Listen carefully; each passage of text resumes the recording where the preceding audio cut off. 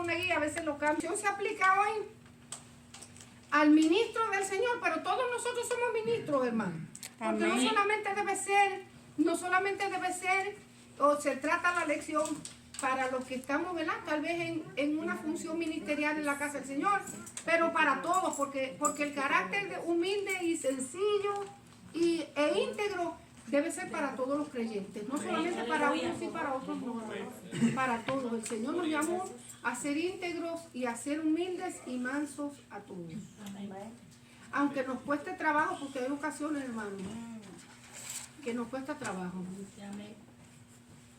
Íntegro no creo que nos cueste, porque desde que Cristo vino a nuestra vida, yo creo que el que se le pegaban las cosas en las manos ya no le pegan más. Debe ser así.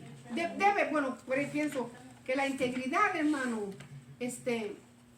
debe ser algo, aparte de todas las demás características que tiene que tener nuestro carácter, valga la redundancia, nuestro carácter cristiano. La integridad debe ser, hermano, básica en nosotros. Yo creo que es una de las características donde se basan todos los demás atributos que nosotros como creyentes debemos tener. Íntegros, ¿no? Si somos íntegros y santos, todo lo demás fluye. ¿Verdad que sí? Si somos íntegros, si somos santos, fluye la integridad. Y si fluye la integridad, fluyen los demás atributos que nosotros debemos tener como creyentes, hermano, porque eso es indispensable en nuestra vida. Ser íntegro, hermano.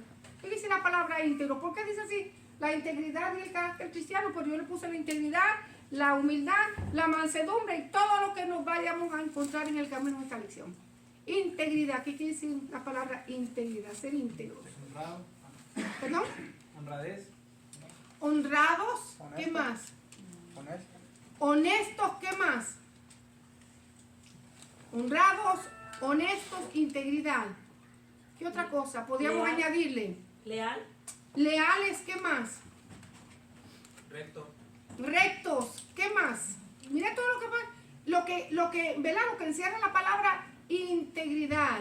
Leales, rectos, honestos. ¿Qué más dijiste, hermano Kevin? Honestos y ¿qué dijiste tú, Naúm?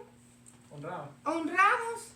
Y todo, hermano, ¿verdad? Todos los sinónimos, las palabras que sean sinónimos a las que estamos diciendo. Si nosotros somos santos y tenemos a Cristo en nuestro corazón, todo lo demás va a fluir. Dice la lección central, perdón, los ministros cristianos que manifiestan un carácter tierno al servir a otros, demuestran que entienden el amor de Cristo por su iglesia. Lo repito otra vez. Los ministros cristianos, yo le pusiera los cristianos que manifiestan un carácter tierno al servir a otros, demuestran que entienden el amor de Cristo por su iglesia. ¿Qué dice la palabra carácter tierno? Tierno. Un carácter tierno, hermano. Apacible. Sí, parecido. Sí, tierno, apacible, ¿qué más? Dulce. Dulce, ¿qué más? Como el de la hermana Virginia. Dulce, tierno, ¿qué más? Apacible. ¿Qué otra cosa? La palabra tierna. Amigable, ¿qué más? Cariñoso. Noble. Cariñoso, noble, ¿qué más? Y ahorita vamos a hablar de los caracteres, hermano, porque es que, déjenme decirle una cosa, nosotros a veces confundimos, ¿cómo le podría decir? A veces nos equivocamos en la terminología cuando hablamos, o en el significado de hablar, no sé cómo ya me enredé, pero se puede hacer más simple. Nos equivocamos a veces porque pensamos que nosotros, para ser tiernos, apacibles, amigables, ¿qué más dijeron por aquí? Nobles. Tenemos que dejar que nos pasen camiones y carretas por encima, y no es cierto, hermano. Así es, aleluya.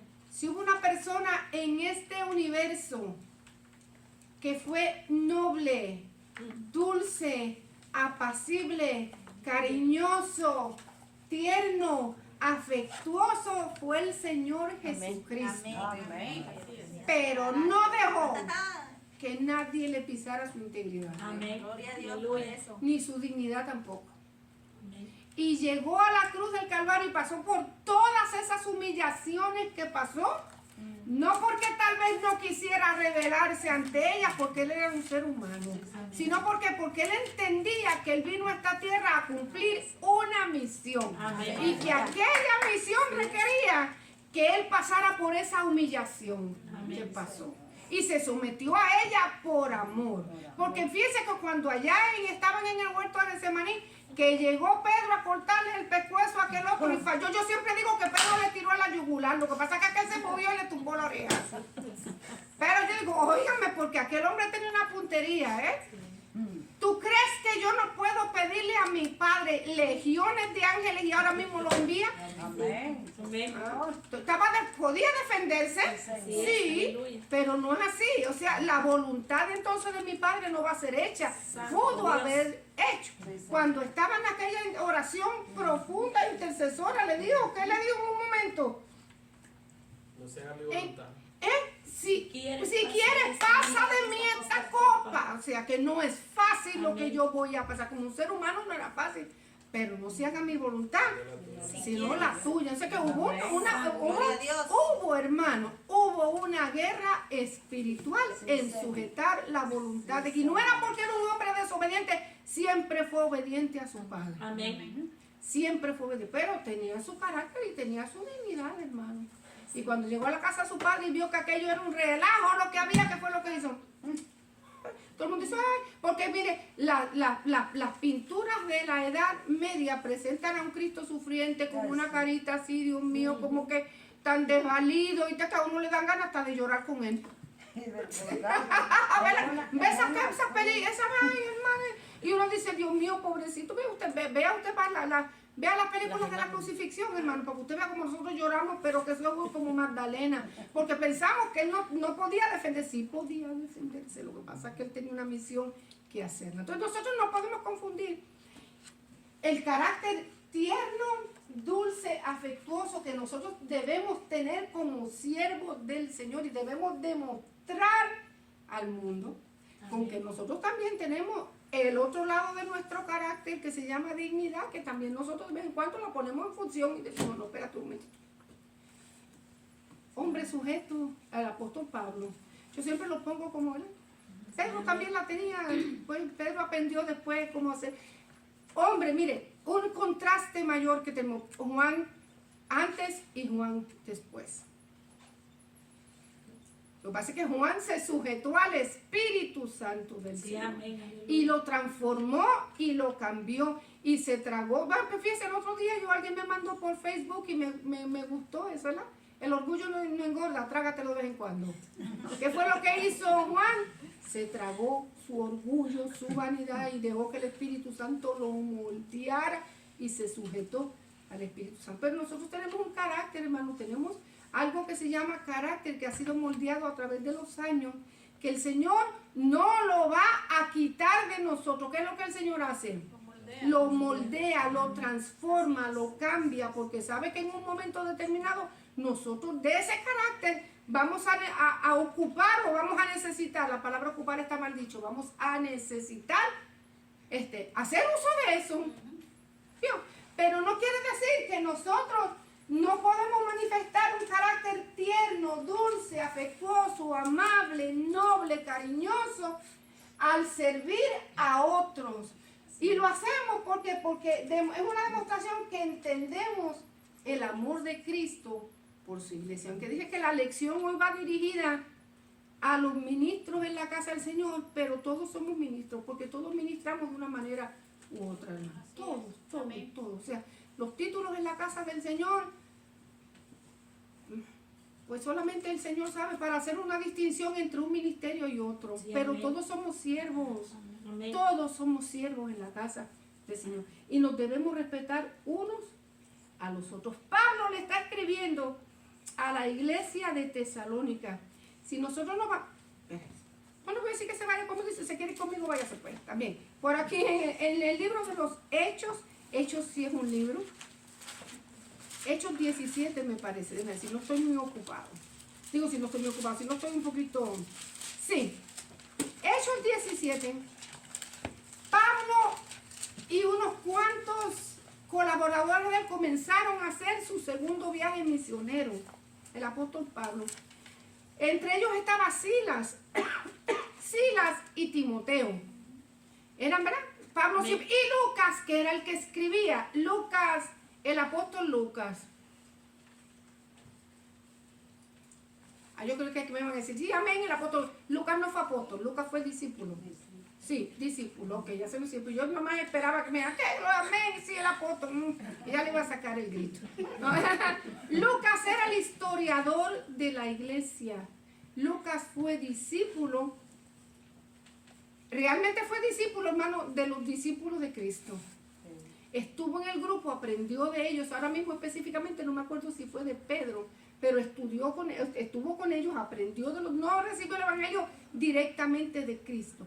Pero cuando Pablo comenzó sus viajes misioneros, Lucas se unió como colaborador de él. Lucas era médico de profesión, pero se dedicó a escribir la historia de la iglesia primitiva. Todavía nosotros hoy estamos escribiendo historia, porque nosotros, aunque no somos parte de la iglesia primitiva, somos parte de la iglesia de Jesucristo. Sí, amén. Y aunque no estamos escribiendo el libro, pero seguimos el libro de los hechos, todavía lo estamos haciendo. Los hechos de la iglesia de Jesucristo hasta que el Señor venga. Entonces en ese viaje, cuando Pablo llegó ahí a Grecia, a ministrar a Grecia y a que el evangelio fuera extendido en Grecia.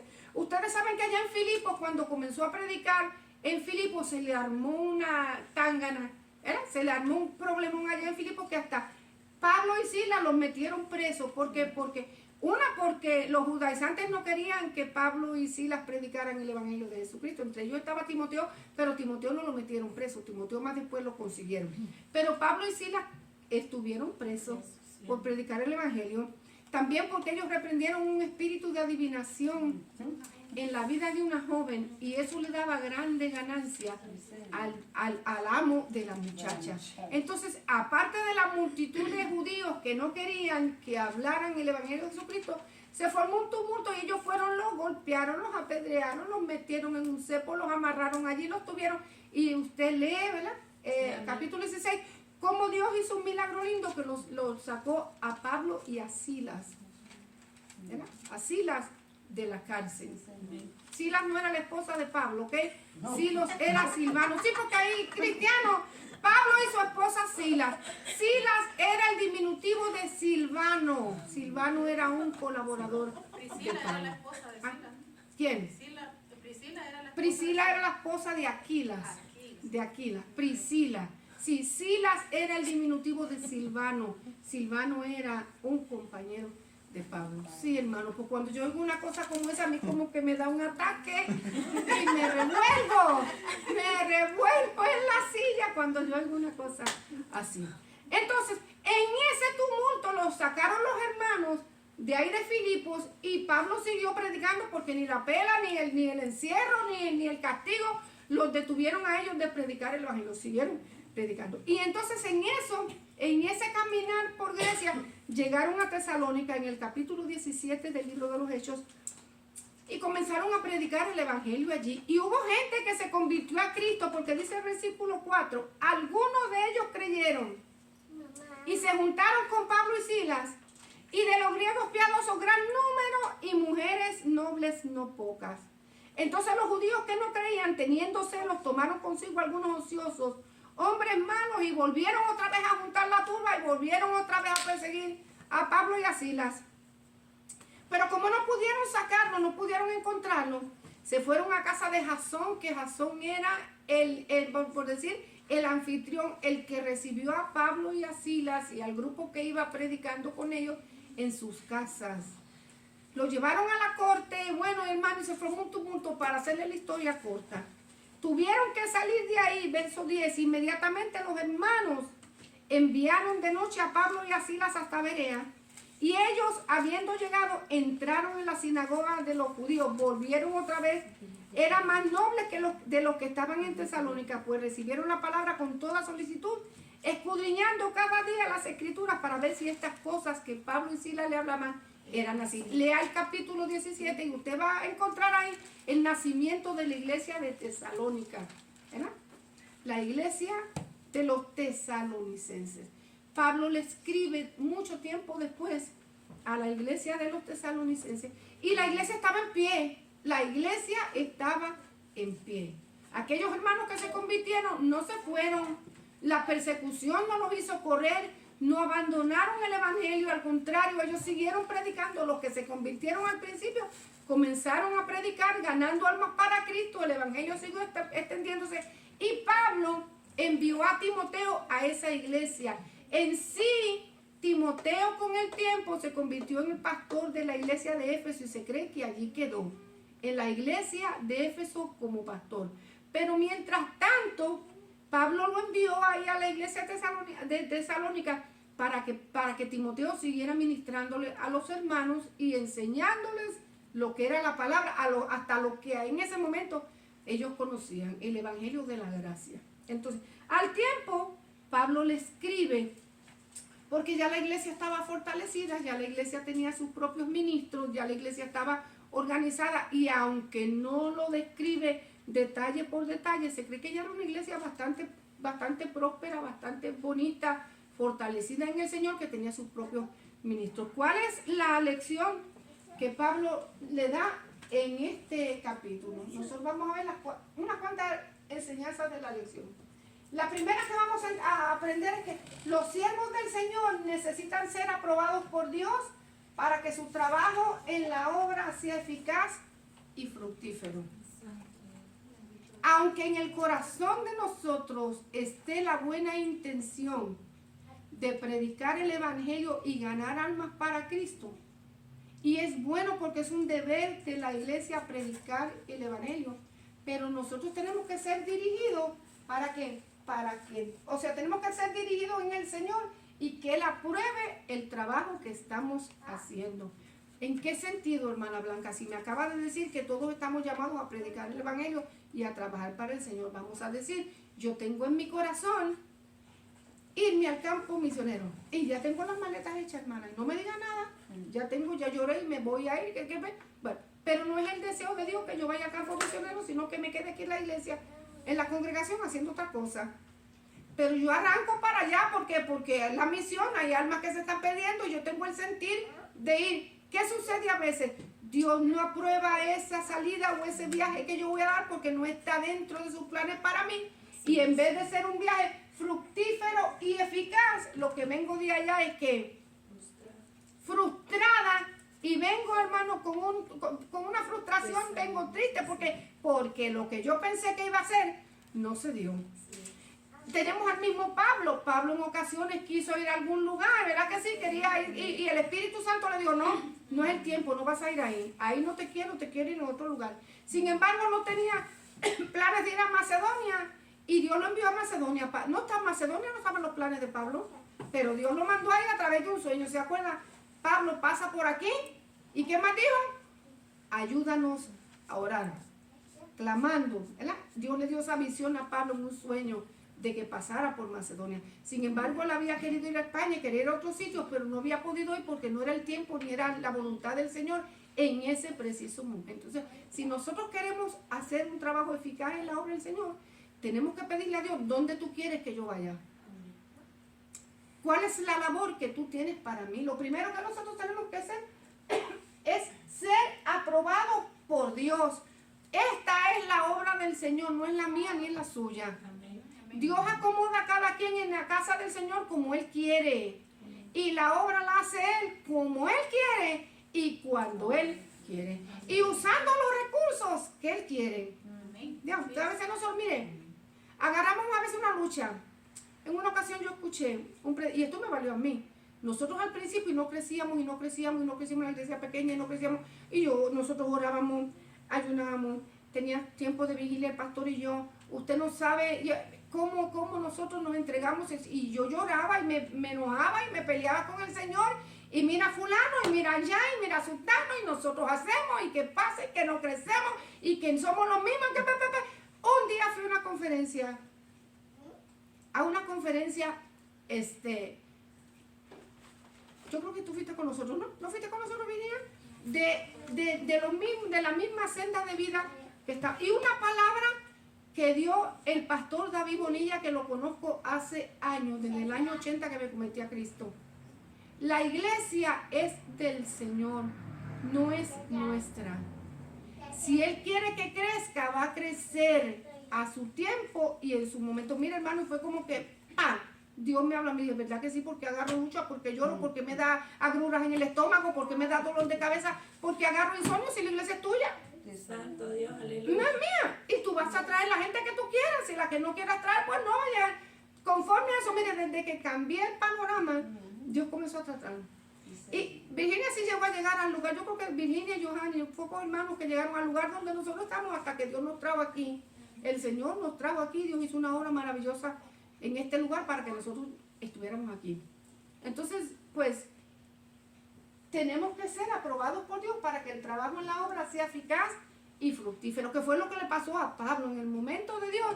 Fueron a Grecia y empezaron a predicar, y la persecución sirvió para que, en vez de amedrentarnos y quitarles el gozo y la alegría de servir al Señor, se movieron, porque no puedo predicar en ese lugar, me voy a mover, pero estaban en el tiempo correcto, en el lugar preciso del Señor, y Dios los hizo crecer. Dice 1 Tesalonicenses capítulo 2, verso 1 hasta el 5. Porque vosotros mismos sabéis, hermanos, que nuestra visita a vosotros no resultó vana. Al principio la persecución parecería que no iba a tener fruto, pero no fue así. La gente se convirtió a Cristo y allí estaban. Y dieron frutos y alcanzaron a otros. Pues habiendo antes padecido y sido ultrajados en Filipos, como sabéis, tuvimos de nuevo en nuestro Dios para anunciarnos el Evangelio de Dios en medio de gran oposición. Otras enseñanzas que vamos a aprender. Cuando hacemos lo que Dios nos ha encomendado, nuestro trabajo no es en vano si lo hacemos en armonía del Señor.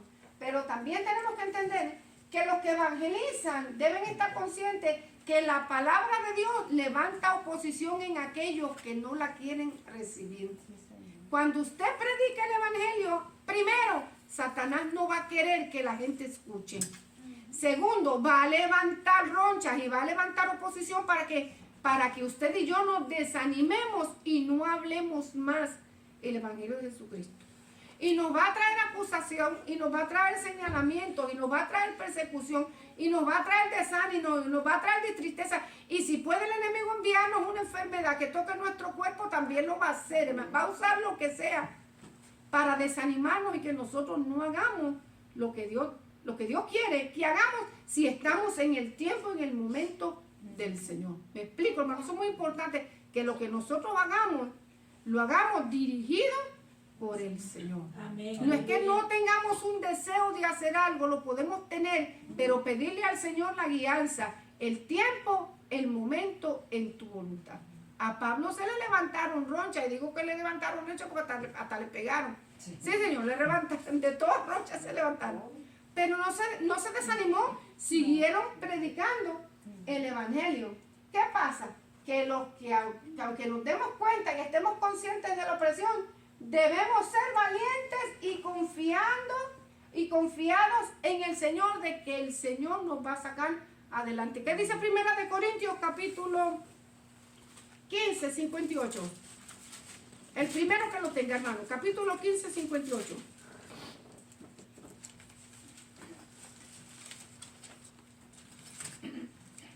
Amén. Sí, cualquiera. Así que, hermanos míos amados, estad firmes y constantes, creciendo en la obra del Señor siempre, sabiendo que vuestro trabajo en el Señor no es en vano. Nuestro trabajo en el Señor, ¿qué dice la Biblia? No es en vano. ¿Qué es una cosa vana? ¿Qué es una cosa vana? Que no tiene una retribución. No tiene retribución, no tiene fruto, no tiene nada, está hueco, vacío. Nuestro trabajo en el Señor, sea cual sea, no es en vano. Dice la Biblia que hasta un vasito, el mismo Señor, hasta un vaso de agua que nosotros le demos a un siervo, nosotros vamos a recibir recompensa por eso. O sea que lo que hagamos en Cristo no es en vano, tiene su recompensa, aunque se levante. Dice, porque nuestra exhortación no procedió de error ni de impureza, ni fue por engaño, sino que fuimos aprobados por Dios para que se nos confiase el evangelio. Así hablamos, no como para agradar a los hombres, sino a Dios que prueba nuestros corazones. Es más, Dios mismo, cuando Pablo se convirtió, el Espíritu Santo dio órdenes de que separaran a Pablo. ¿Para qué? Para el ministerio que Dios había tenido con él. Amén. Orando, estaban orando y el Señor se levantó, ¿verdad que sí? Ahí en Hechos, el Espíritu Santo habló y le dijo que los separaran. ¿Para qué? Para el ministerio que Dios tenía para él. O sea que nosotros tenemos, hermanos, que ser aprobados. Ellos tenían un ministerio que había sido aprobado por el Señor. Y si nosotros tenemos la aprobación de Dios para hacer algo, tenemos que estar seguros de que vamos a lo seguro y a la victoria, hermano. Exacto, Dios. Vamos a verla, porque entonces nosotros tenemos el derecho de decirle al Señor, ¿sabes qué? Tú me metiste en esto. Esta es tu obra, tú me llamaste, yo solamente obedecí. Tú tienes que hacer lo que te corresponde a ti hacer. Yo voy a hacer lo que me corresponde. Dice, fuimos aprobados. Qué lindo, hermano. ¿Qué quiere decir eso? Ser aprobado por Dios. Aprobado. Soy aprobado por el Señor. Que Él ¿Qué está dice? de acuerdo Que Él está de acuerdo con qué. con que hagamos alguna misión. Con lo que hagamos, con una misión. Miren, capítulo 11, verso 19. Esperen, que estoy mal, esperen un momentito, esperen, le di un verso malo. Esperen. Si usted se acuerda dónde lo encontraba, cuéntemelo, hermano, por favor, ayúdenme. Esperen. Cuando lo separarme a Pablo, búscamelo, hermano, ¿no se acuerdan? Para buscar, ¿dónde estamos? Santísimo Dios. Espérenme. No, si es aquí. Espérenme, hermano, denme un chance que le voy a leer el otro verso. Ok. Capítulo 13. Bernabé y Saulo apartados, ministrando, capítulo 13, verso 2, o verso 1. Había entonces en la iglesia que estaba en Antioquía profetas maestros, Bernabé Simón, el que se llama Níger, Lucio de Cirene, Manaén, el que se había criado junto con Herodes el tetrarca, y Saulo. Ministrando estos al Señor y ayunando, dijo el Espíritu Santo, que apartarme a Bernabé y a Saulo para la obra a los que los he llamado. Entonces, habiendo ayunado y orado, le impusieron las manos y los despidieron. Nosotros tenemos, hermanos, que buscar eso para nuestra vida. Que Dios nos aparte y que nos dirija y que nos apruebe el camino por donde nosotros vamos a ir. Eso es muy importante si nosotros queremos que la obra del Señor sea eficaz y fructífera, como aquí le sucedió a Pablo. Dice, Dios, porque Dios prueba los corazones, porque nunca usamos las palabras lisonjeras, como sabéis, ni encubrimos avaricia, Dios es testigo, ni buscamos gloria de los hombres, ni de vosotros, ni de otros, aunque podríamos seros cargas como apóstoles de Cristo. Antes fuimos tiernos entre vosotros, como la nodriza. ¿Qué es una nodriza? Que cuida a algún niño. Una nani, ¿verdad? Una niñera. Alguien que cuida. Como la nodriza que cuida con ternura a sus propios hijos. Tan grande es nuestro afecto por vosotros que hubiéramos querido entregaros no solo el Evangelio de Dios, sino también nuestras propias vidas, porque habéis llegado a sernos muy queridos. ¿Qué decir? ¿Cuál fue la actitud de Pablo cuando llegó con el grupo a predicar el Evangelio a aquel lugar? Comenzó a tratar con los cristianos, comenzó ¿qué? A manifestar que entendía el amor de Cristo por su iglesia, porque lo hizo con un carácter tierno, dulce y afectuoso. La segunda lección que vamos a entender. Los ministros de Cristo deben ser tiernos al tratar con los discípulos y cuidar de la grey como cuidan a sus propios hijos. Todo obrero debe desarrollar un sano afecto por los hermanos en la fe, un amor puro y una entrega sincera. Nosotros no somos dueños de la grey. Usted no es dueño de la grey. Nosotros los pastores no somos dueños de la grey. La grey es de Cristo Jesús. Y nosotros tenemos que tratar a la grey con amor puro y con una entrega sincera. Y si usted tiene una posición de liderato dentro de la iglesia, no puede usar la posición que la gracia divina le ha dado para ministrar a la congregación, para someter a los otros a un yugo y tratarlos con rudeza, ni siendo áspero tampoco con ellos. Entiendo, hermanos, que hay momentos que hay que ejercer la autoridad, porque hay gente que es mansa, humilde, amorosa y se sujeta, pero hay otros hermanos que le sacan la piedra a sus líderes. Hay otros que le sacan la piedra al líder, hermano. Y entonces, si usted tiene un carácter como el de Pedro y choca con el mío, que éramos primos hermanos, vamos a provocar una explosión, hermano. ¿Vio? Vamos a provocar. ¿Qué sucede? El que entiende el amor de Cristo por su iglesia va a tratar de ¿qué? De usar la ternura y la mansedumbre con el otro, que todavía no ha crecido ni ha madurado. Yo la voy a usar una vez, yo la voy a usar 2 veces, yo la voy a usar 3 veces. Y ahí no me siga contando. Porque va a llegar un momento que vamos a rozar, que vamos a chocar. O sea, esto no es solamente de mí hacia allá, también esto es un trabajo y una labor de allá hacia acá. ¿Qué dice Primera de Pedro capítulo 5? Porque estamos hablando de todos por igual. Es que quiere, es como el que quiere, que quiere obispado, buena cosa desea, hermano. Porque Dios está buscando obreros que trabajen en la viña. Pero hay obreros, porque mire, hermano, déjame decir una cosa. Su carácter, mi forma de tratar a los demás, o gana enemigos o gana amigos. Y eso va a depender de quién, de mí. Y va a depender de usted también. Porque si usted me maltrata, no se crea que yo lo voy a amar, que va a herir mi corazón, y si quiere enemigos, guerra va a tener.